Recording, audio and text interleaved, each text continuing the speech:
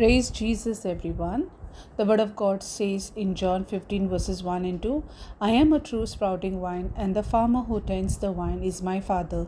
He cares for the branches connected to me by lifting and propping up the fruitless branches and pruning every fruitful branch to yield a greater harvest.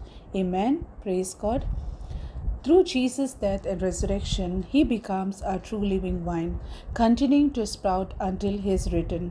And all who accept him as their personal Lord God and Savior are connected to this vine as branches.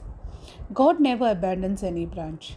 He lovingly lifts and supports fruitless branches and prunes fruitful ones to encourage greater growth.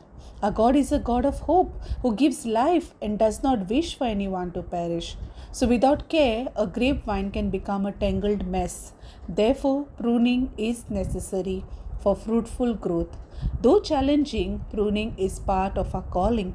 And to fulfill His good plans for us, we must allow God to work in us and prune us. Amen.